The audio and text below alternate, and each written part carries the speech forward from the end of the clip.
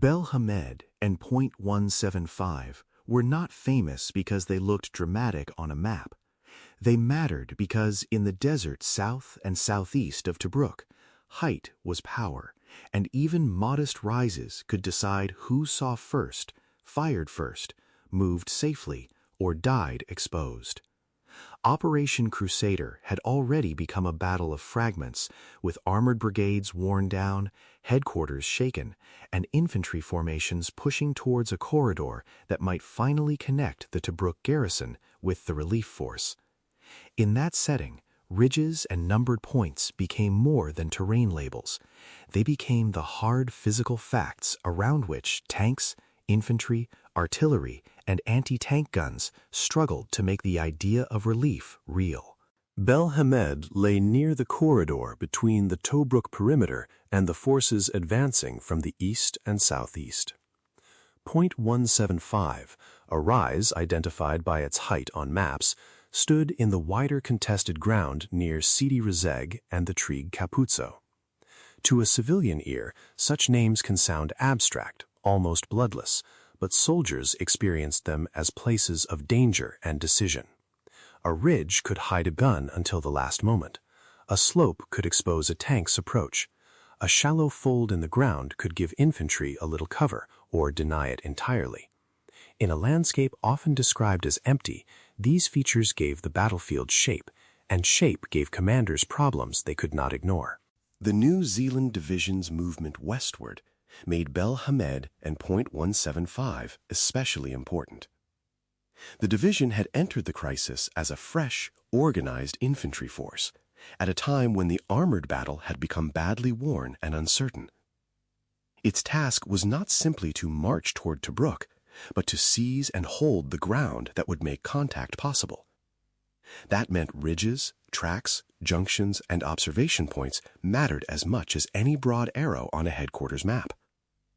The New Zealanders brought infantry, artillery, engineers, anti-tank weapons, signals, and transport into a battle that demanded cohesion. Their advance showed that disciplined infantry could reshape a tank campaign by holding the ground that armor alone could not secure. Belhamed mattered because it helped control the approaches to the Tobruk corridor. A force on or near the ridge could observe movement, direct fire, and threaten any attempt to make a stable link between the garrison and the relieving army. If British and Commonwealth forces held it, they could strengthen the fragile connection forming toward Tobruk. If Axis forces retook it or dominated it by fire, the corridor could be squeezed, disrupted, or cut. This was the Desert War at its most unforgiving. A piece of ground that looked small in operational terms could become enormous to the men ordered to hold it under artillery, tank pressure, and counterattack. Point 175 carried similar importance because it sat on ground where observation and movement intersected. Numbered points often sound sterile because they come from maps, but in battle they become intensely human places. A point marked by height could mean the difference between seeing enemy tanks while they were still distant or discovering them only when they appeared through dust. It could let artillery observers adjust fire or give anti-tank guns better fields of fire. It could also become a trap if a unit holding it was isolated, short of ammunition, or attacked from an unexpected direction. Point 175 was valuable because it helped determine who understood the battlefield around Sidi Rezegh. The struggle for these positions also reveals why desert terrain was never truly simple. The Western Desert did not have the dense villages and forests that shaped fighting in Europe, but it had escarpments, ridges, wadis, tracks, and subtle changes in elevation that mattered enormously. A small rise could dominate miles of approach. A depression could conceal vehicles or mask a movement until it was too late. The absence of obvious landmarks made the few useful ones even more important. Commanders needed them for navigation, artillery registration, observation, and coordination. Soldiers needed them because surviving in open ground often depended on finding the smallest advantage the land would give. For infantry, holding Belhamed, or Point 175, meant turning exposed desert into a defensive position quickly. Men had to dig where digging was possible, place machine guns and anti-tank weapons, organize fields of fire, and prepare for counterattack. Artillery support had to be coordinated, and communications had to remain open despite dust, shellfire, and confusion. Anti-tank guns were especially important because infantry on a ridge without anti-tank protection could be overrun by armor. Yet the guns themselves were vulnerable if spotted or outflanked. A defended height, therefore, became a combined arms problem in miniature. Infantry, guns, artillery, engineers, and signals all had to work together under pressure. For tanks, the same ground could be both opportunity and danger. A ridge might offer cover on one side and deadly exposure on the other. A tank cresting a rise could suddenly silhouette itself against the sky, giving enemy gunners a clean target. Moving around the flank might be safer, but only if the route was known and clear. In Crusader, armored units had already learned that the desert punished careless movement. Belhamed and Point 175 reinforced that lesson. Tanks could move faster than infantry, but they could not ignore observation, fire lanes, and anti-tank defense. The ground decided how speed could be used and where it would fail. The Axis forces understood the value of these positions just as clearly.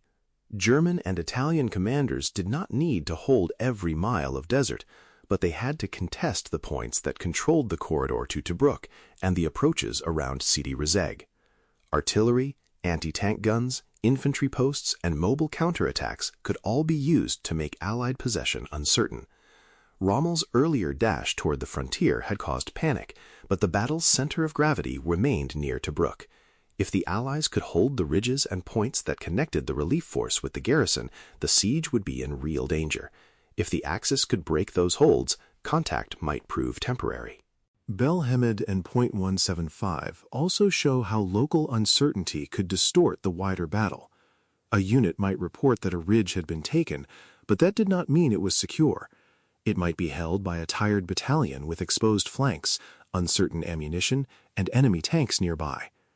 Headquarters might mark the position as friendly, while the men there were already fighting to avoid being overwhelmed.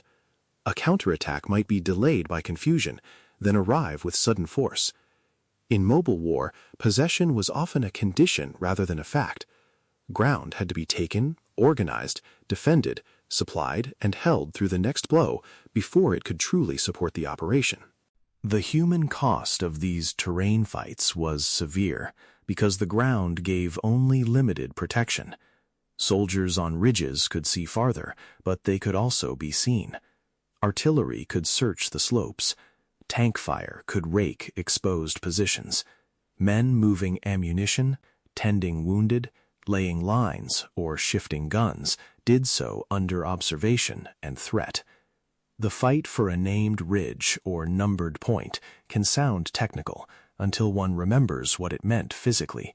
Men lying in shallow cover, crews trying to serve guns under fire, officers attempting to keep units oriented, and wounded soldiers waiting for evacuation across ground that might still be under enemy view. The battle for these features also connects Crusader to the larger story of armored warfare. Early tank battles had often been framed around breaking through trench lines and overcoming wire. By 1941, the tank had become a faster and more operational weapon, capable of ranging across miles of desert. Yet the importance of Belhamed and Point 175 shows that mobility did not abolish terrain, it made terrain more dynamic. Instead of fighting for one continuous trench line, armies fought for the observation points, ridges, tracks, airfields, and passes that allowed movement to be controlled.